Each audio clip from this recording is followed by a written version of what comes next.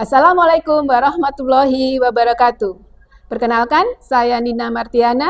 Saya adalah salah satu dosen di Prodi Akuntansi, Fakultas Ekonomi dan Bisnis, Universitas Muhammadiyah Jember, dengan NIDN 0726037103. Pada semester ini, saya mengampu mata kuliah auditing dengan kode MJU 50 AK 15 yang ditempuh oleh mahasiswa semester 4 dengan bobot 3 SKS. Mata kuliah auditing adalah mata kuliah yang membahas tentang prosedur audit serta metodologi pengujian dalam audit hingga menghasilkan laporan auditor yang berisi tentang pernyataan auditor atas kewajaran sebuah laporan keuangan perusahaan. Video ini merupakan pertemuan yang pertama. Topik yang akan kami bahas adalah pemeriksaan kas dan setara kas. Kompetensi akhir yang diharapkan dari pertemuan ini adalah mahasiswa mampu memahami terkait dengan tujuan serta prosedur audit pemeriksaan kas dan setara kas. Metode yang digunakan dalam perkuliahan ini adalah dengan menggunakan metode Delivery, Interaction, and Assessment. Di awal sesi, dosen akan memberikan materi, kemudian dilanjutkan dengan sesi tanya jawab, dan yang terakhir nanti akan ada proses assessment, di mana mahasiswa akan diberikan tugas berkelompok untuk membahas tentang kasus yang terjadi dalam pemeriksaan kas dan setara kas, dan selanjutnya perwakilan kelompok akan mempresentasikan hasil diskusi kelompoknya.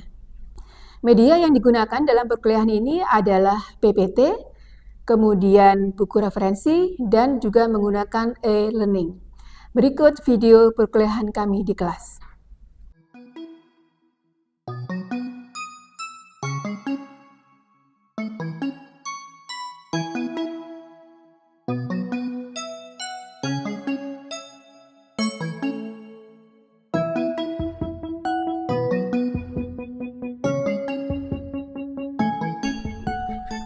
Assalamualaikum warahmatullahi wabarakatuh. Waalaikumsalam warahmatullahi wabarakatuh. Bagaimana kabarnya?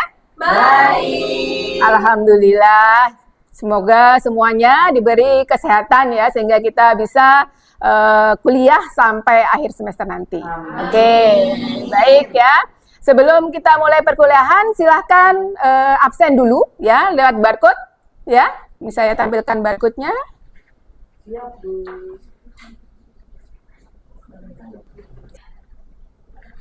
Oke, ya silahkan presensi terlebih dahulu.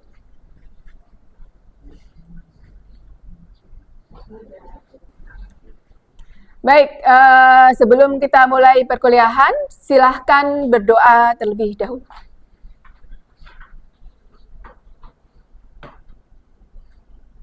Berdoa selesai.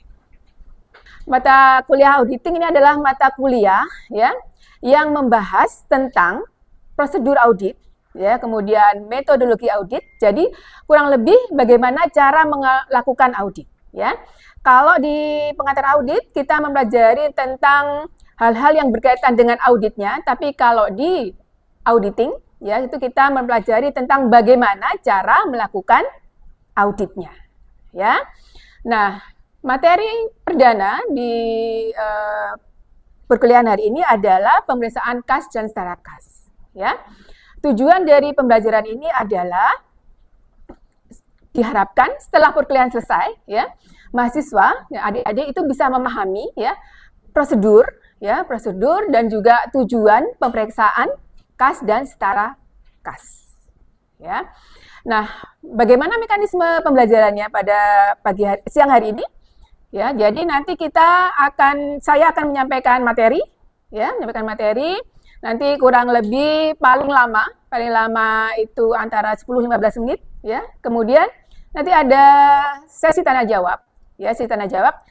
Kemudian yang terakhir nanti saya akan memberikan tugas, ya, kepada adik-adik berkelompok. Ya, berkelompok, kemudian nanti akan ada 2 kelompok yang mempresentasikan hasil diskusi kelompoknya.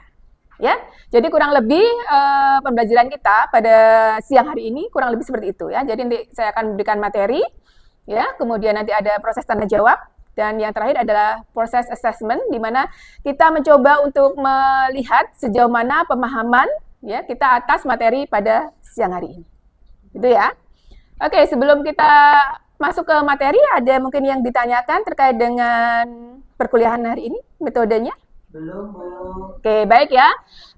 Langsung saja kita masuk ke dalam materi ya, pemeriksaan kas dan setara kas. Kas adalah akun ya dari laporan keuangan yang relatif tinggi resikonya ya, ya.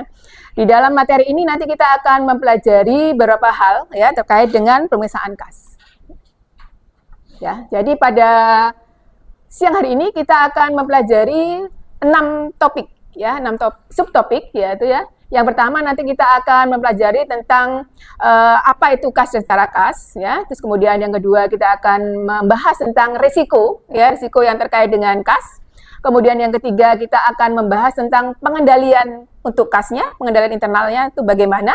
Kemudian yang keempat kita akan membahas pemeriksaan kasnya ya, kasnya. Kemudian yang kelima, kita akan membahas tentang bagaimana cara memeriksa, prosedurnya seperti apa. Yang terakhir, kita akan membahas tentang kertas kerja pemeriksaan. Ya, kertas kerja pemeriksaan. Oke, baik. Langsung kita masuk ke yang pertama, yaitu terkait dengan overview kas dan setara kas. Ya. Oke, overview kas dan setara kas. Jadi overview kas dan setara kas ini adalah kita mencoba mengingat kembali ya. Kita mengingat kembali apa sih kas dan setara kas itu. Ya, kenapa kita perlu mengingat kas dan setara kas dalam mata kuliah auditing? Kira-kira kenapa? Saya, Bu. Ya, silakan sebutkan namanya dan silakan menjawab. Ya, perkenalkan saya Erlangga Dwi Bagus Saputra. Nah, kenapa kita itu harus mempelajari kas dan setara kas? Karena menurut saya itu keduanya itu memiliki peran yang penting dalam keuangan suatu perusahaan atau suatu entitas seperti itu, Bu. Nah, yang pertama kas. Kas itu berfungsi untuk operasional harian dalam suatu perusahaan. Nah, kalau setara kas itu sendiri itu menjadi instrumen investasi jangka pendek yang membantu menjaga likuiditas dari suatu entitas ataupun perusahaan seperti itu, Bu. Oke, baik. Mungkin ada lagi yang menambahkan jawaban dari Mas Erlangga? Mungkin dari sisi sebelah sana, silakan. Oh iya, saya Muhammad Alfian Wahyuki, izin menjawab. Kan akun kas dan setara kas ini merupakan akun yang paling liquid di antara akun-akun yang lain. Nah, kas ini merupakan akun yang paling berisiko, jadi sangat memungkinkan terjadinya seperti kesalahan pencatatan atau mungkin kas yang tidak sesuai dengan kas yang sebenarnya. Jadi seperti di catatan dengan kas fisik itu tidak sesuai. Maka perlu untuk dilakukan pemeriksaan kas. Oke, baik. Izin saya mereview ataupun menambahkan ya apa yang tadi sudah disampaikan oleh Mas Erlangga dan Mas Alfian. Jadi Mas Erlangga dan Mas Alfian menyatakan bahwa akun kas ini adalah akun yang berisiko, ya kurang lebih berisiko, gitu ya. Nah, sehingga perlu dilakukan pemeriksaan secara mendalam. Ya. Tadi Mas Erlangga dan Mas Alfian menyatakan bahwa akun kas ini adalah akun yang berisiko tinggi. Ya, nah di dalam audit kita juga harus memahami ya kira-kira apa saja risiko kas dan setara kas. Ya, di sini ada saya bagi 5 jenis ya jenis risiko yang berkaitan dengan kas dan setara kas. Yang pertama terkait dengan kesalahan pencatatan, yang kedua terkait dengan kecurangan ya atau fraud, yang ketiga ada dokumen palsu, keempat kelalaian dalam prosedur, kelima kehilangan atau pencurian. Jadi ini 5 risiko yang berkaitan dengan kas dan setara kas, ya. Oke, baik. Kita lanjut untuk yang selanjutnya. Nah, terkait dengan kas itu ada setidaknya itu ada 6 bentuk ya pengendalian internal. Yang pertama pemakaian sistem kas kecil. Tadi sudah kita diskusikan ya pemakaian kas kecil itu seperti apa. Kemudian ada pemisahan tugas, ya. Pemisahan tugas ini adalah pemisahan antara pihak yang memerintahkan pengeluaran, pihak yang mengeluarkan, dan pihak yang mencatat itu harus pihak yang berbeda, ya. Kenapa harus ada pemisahan kas? Karena kalau ini tidak dipisah, itu risiko sangat tinggi. Jadi misalnya saya diberi wewenang untuk mengeluarkan kas, ya. Artinya saya mengotorisasi pengeluaran kas, kemudian saya juga yang mengeluarkan kasnya, kemudian saya juga yang mencatat. Ya, meskipun saya mungkin orangnya jujur gitu ya, tapi kalau mungkin dalam kondisi kepepet, ya bisa jadi ini adalah celah untuk terjadinya ya kecurangan atau fraud. Ya, jadi itulah kenapa perlunya ada pemisahan tugas. Jadi meskipun istilahnya nggak apa-apa kok orangnya itu jujur gitu ya. Nah, kita tidak boleh seperti itu karena kita nggak tahu apa yang akan dilakukan oleh seseorang di kondisi tertentu. Ya, jadi tetap harus ada pemisahan tugas. Ya. Kemudian ada otorisasi setiap transaksi. Ya, jadi setiap transaksi itu harus ada yang menyetujui. Ya, ada yang menyetujui terjadinya transaksi. Kemudian penggunaan rekening bank. Kemudian ada pemeriksaan internal secara berkala, gitu ya. Artinya, pemeriksaan itu tidak hanya dilakukan oleh pihak eksternal, tetapi juga perlu dilakukan secara berkala, ya, oleh pihak internal. Sehingga kalau ada mungkin penyelewengan, itu cepat diketahui, cepat ditemukan, ya. Yang terakhir tentu bentuk pengamanan fisik kas. Jadi fisik kas kan nggak boleh uang ditaruh di meja, gitu kan, harus ada pengamanannya, ya. Oke. Mungkin dari yang sudah kita bahas, dari ada berapa topik ya, 3 atau 4 topik tadi, ada yang mau ditanyakan?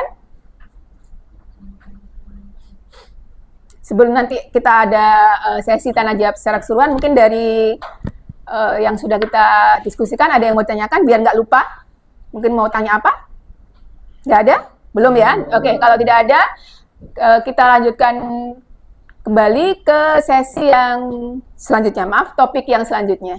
Terkait dengan cash account, jadi memeriksa fisik ya, fisik kasnya. Di sini auditor menghitung uang tunai yang dipunyai perusahaan, biasanya disimpan di bank kas ya.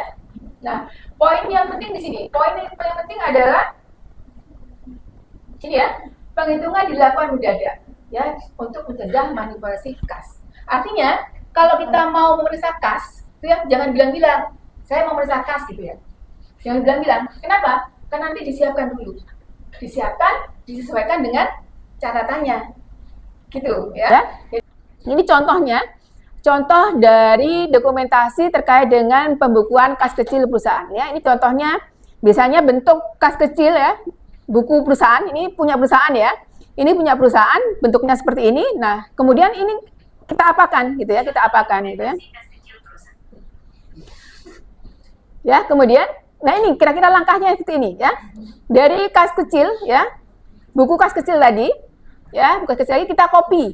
Ya, kita copy, terus kemudian kenapa kita perlu copy ya? Karena agar file dari perusahaan itu tetap aslinya gitu ya, nggak kita utik-utik. Kita punya file aslinya. Terus kemudian setelah kita copy, kita cek ya. Bagaimana ngeceknya? Itu kita pastikan ini saldonya itu sama dengan saldo awal ditambah debit. Debit itu apa? Kredit. Dikurangi kredit. Debit itu adalah dana masuk, dikurangi dana keluar ya. Jadi saldonya adalah berasal dari saldo awal. Saldo awalnya berapa dikurangi dengan masuk uangnya berapa, keluarnya berapa. Itu nanti adalah saldo akhirnya. Ya. Oke, baik.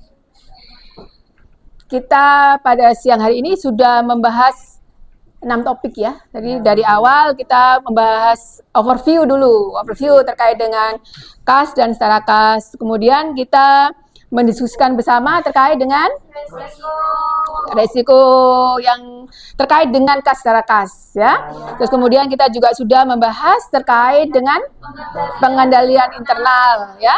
Yang keempat kita membahas tentang prosedur. Ya, prosedur ataupun langkah-langkah dalam melakukan audit, ya.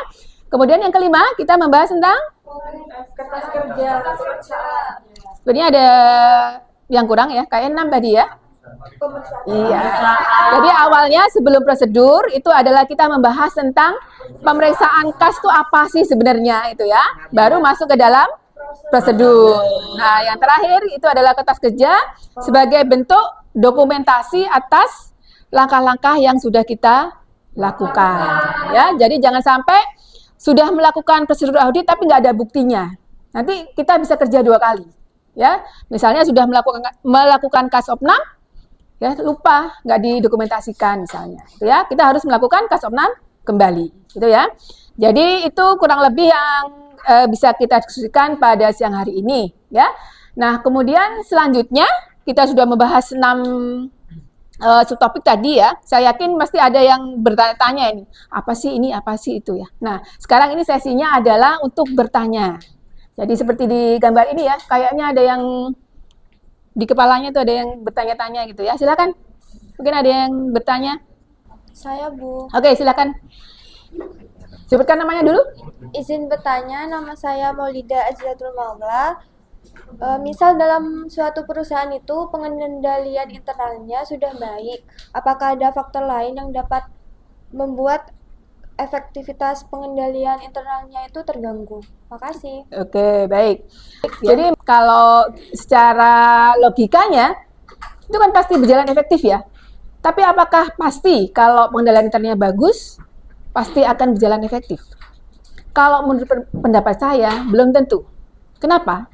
Karena sebaik apapun sistem, ya, jika ada kolusi antar pelaku di dalam sebuah sistem tersebut, maka bisa menyebabkan pengendalian tersebut tidak efektif. Artinya, di atas kertas, ya, di atas kertas ataupun di lapangan ya kelihatan bahwa pengendaliannya itu baik gitu ya. Tetapi ternyata ada kolusi yang menyebabkan ya pengendaliannya tidak bisa berjalan dengan efektif, gitu ya. Sebaik apapun sebuah pengendalian, ya, kalau ada kolusi, tentu tidak akan berjalan secara efektif, ya. Oke, kira-kira ada yang bertanya atau mungkin sudah menjawab pertanyaan dari Mbak Maludia? Silakan. Saya Muhammad Mufti Yuda Firmansyah. Jadi pertanyaannya adalah apa langkah yang dapat diambil oleh auditor apabila ditemukan pengeluaran kas namun tidak disertai dengan bukti pendukungnya? Oke, baik. Mas sudah menyatakan. Tadi kan kita sudah membahas ya bahwa semua transaksi itu harus ada buktinya. Gitu kan ya? Nah, ini kita di lapangan menemukan bahwa ada transaksi yang ada buktinya. Ya. Misalnya Pak Hasan misalnya. Ya, Pak Hasan pergi melakukan perjalanan dinas gitu ya. Melakukan perjalanan dinas terkait dengan kepentingan perusahaan gitu ya.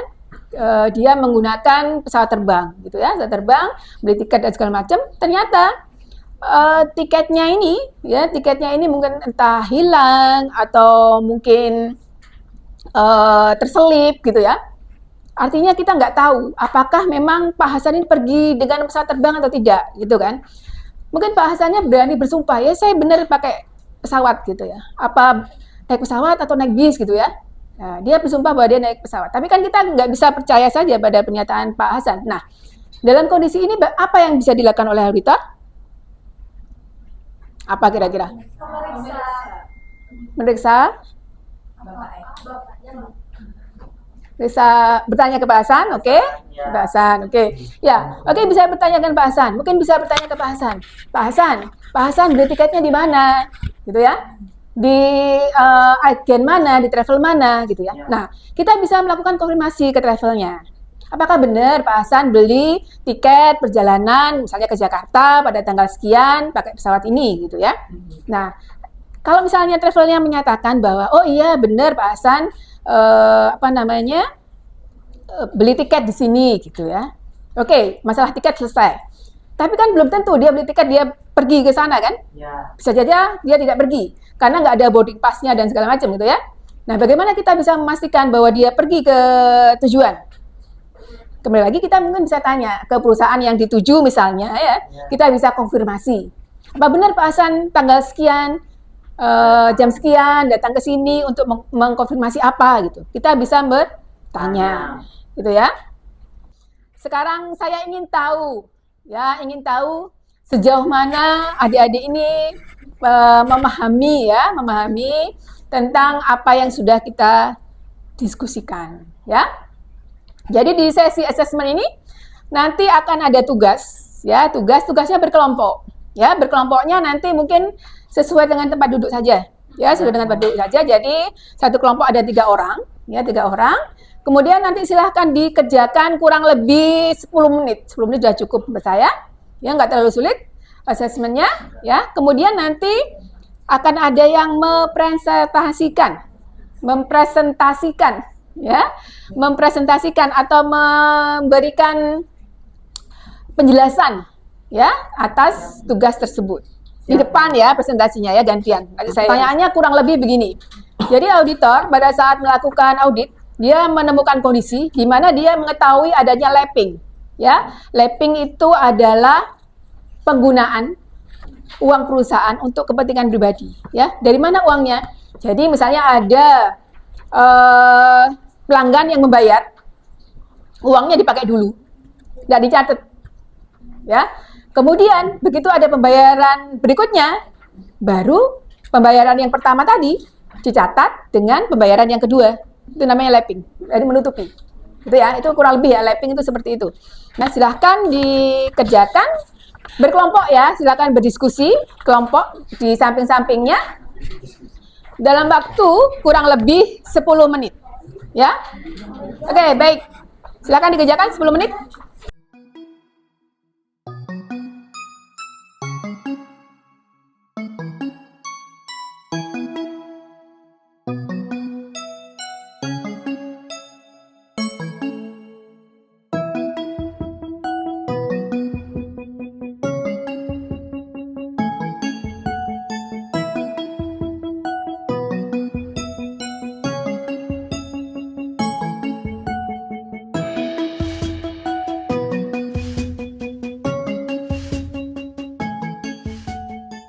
Oke, baik, silakan Mbak Dita akan mewakili kelompoknya untuk mempresentasikan, ya, jawaban dari kelompoknya. Silakan Mbak Dita. Baik, terima kasih atas waktunya, Bu Nina. Oke. Jadi di sini saya akan menjelaskan jawaban dari kelompok saya, yaitu yang pertama di sini dinyatakan bahwasanya ditemukan lapping. Lapping itu adalah penggunaan uang perusahaan untuk hak pribadi. Nah, atas transaksi pelunasan piutang dagang sebesar 800 juta. Nah, di sini pertanyaannya, apa yang harus dilakukan oleh auditor atas temuan ini? Dan jika harus membuat usulan jurnal penyesuaian dan bagaimana jurnalnya? Dan jika harus membuat usulan pengungkapan, bagaimana redaksi pengungkapannya? Jadi, kelompok kami sudah mendiskusikan jawabannya yang sudah dijawab. Auditor menemukan lapping, yaitu jenis penipuan di mana uang dari satu nasabah digunakan untuk menutupi pencurian uang dari nasabah lain. Jumlah yang terlibat adalah 800 juta. Nah, auditor harus yang pertama investigasi terlebih dahulu. Cari tahu bagaimana lapping terjadi, berapa lama berlangsung, dan siapa yang terlibat. Ini termasuk memeriksa dokumen, terus melakukan tes tambahan, dan berbicara dengan karyawan. Yang kedua, hitung total dana yang disalahgunakan. Cari tahu dengan tepat berapa banyak uang yang dicuri dan bagaimana hal itu mempengaruhi catatan keuangan perusahaan. Mungkin itu saja dari hasil diskusi dari kelompok kami, Bu. Baik, terima kasih Mbak Dita. Silakan kembali ke. Oke, selanjutnya ada lagi dari mungkin sebelah sana, silakan. Baik, saya Muhammad Abdul Fakih, izin menjawab dari diskusi yang sudah kami diskusikan. Jadi, langkah pertama yaitu auditor ini harus mencari tahu bagaimana kejadian lapping ini bisa terjadi dan berapa lama yang berlangsung, siapa saja yang terlibat. Jadi, untuk pengecekannya bisa melalui pemeriksaan dokumen, melakukan tes tambahan, dan berbicara dengan karyawan. Langkah yang kedua yaitu menghitung total dana yang disalahgunakan. Di sini total dana yang digunakan yaitu 800 juta, yaitu auditor harus mencari tahu berapa banyak uang yang dicuri dan bagaimana hal itu mempengaruhi catatan keuangan perusahaan. Mungkin itu saja, Bu. Oke, baik. Terima kasih Mas Alfian. Silakan kembali ke tempat. Nah, dari apa yang sudah disampaikan oleh presenter tadi, ada yang memberikan pendapat terkait dengan apa yang sudah disampaikan. Mungkin ada yang berpendapat, oh bukan seperti itu misalnya, atau mungkin ada yang memberikan tambahan. Silakan. Pendapat saya mengenai hal ini, mengenai soal ini, sebenarnya saya setuju dengan kedua presenter tadi yang sudah menyampaikan pendapatnya. Yang pertama, yang pasti yang harus dilakukan yaitu menginvestigasi terlebih dahulu. Menginvestigasi siapa sih yang melakukan pencurian tersebut, kemudian kenapa bisa terjadi, kemudian berapa lama sih pencurian tersebut dilakukan. Kemudian juga bisa dilakukan dengan cara menginvestigasi secara langsung kepada si orang yang dicurigai. Kemudian juga bisa dilakukan dengan memeriksa dokumen. Setelah memeriksa dokumen, dari situlah nantinya auditor akan mengetahui total dari pencurian yang telah dilakukan. Seperti itu. Oke, baik. Ya, jadi Mbak Intan menanggapi kurang lebih sependapat ya tadi dengan para presenter. Kemudian yang terakhir tadi Mas Ervan sampaikan yang tidak kalah penting adalah kita mencoba untuk menggali kembali pengendalian internalnya gitu ya. Kenapa kok sampai terjadi adanya lapping? Ya. Mungkin di akhir sesi ini saya akan sedikit merangkum atau mereview secara keseluruhan ya terkait dengan materi pada hari ini, ya. Yang pertama terkait dengan pemeriksaan kas dan secara kas, ya. Pemeriksaan kas dan secara kas ini perlu mendapatkan perhatian ya bagi auditor karena kas adalah akun yang sangat beresiko, ya.